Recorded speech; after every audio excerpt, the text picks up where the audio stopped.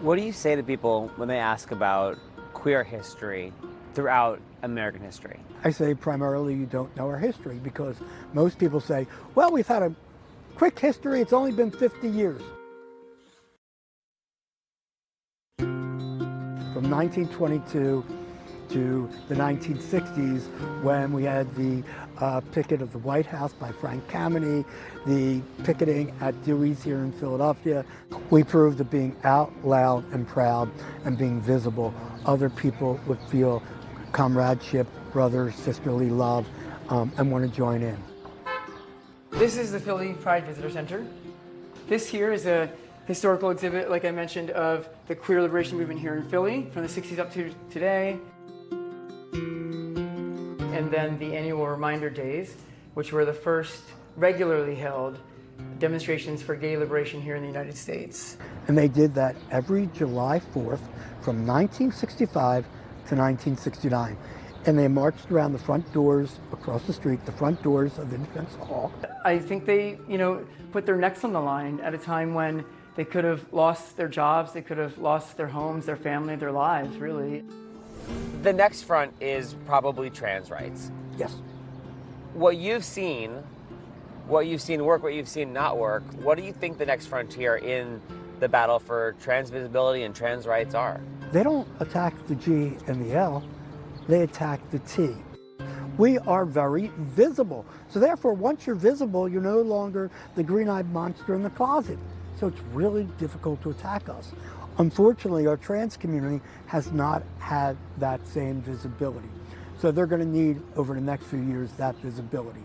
And the way for them best to do that is to get out of the way, let them have that visibility, and support them.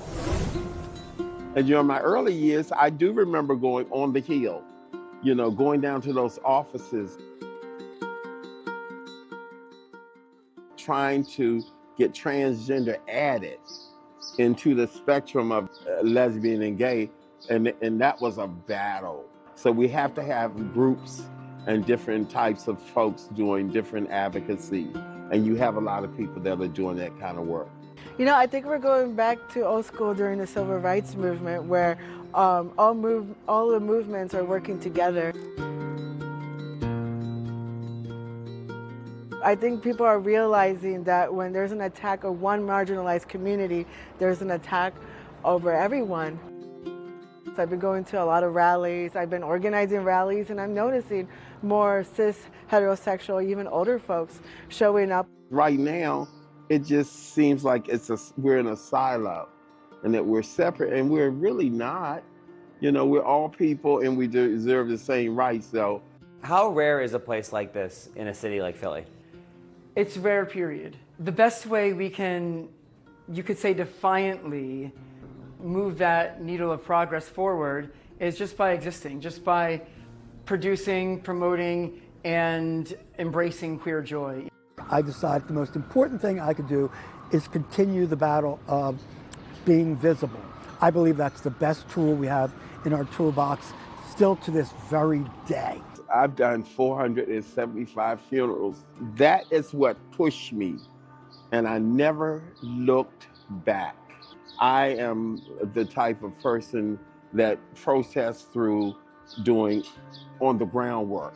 I want us to, survive and be older. I want to grow old. I want to have gray hair. I want to I see other trans younger folks living their lives as they should. All we want to do is just live our lives and contribute to this great nation. If you missed any of our Pride special, you can watch it in its entirety on our NBC Washington YouTube page. Just scan the QR code on your screen. It will take you to Revolutionary and NBC4 Pride special. Your full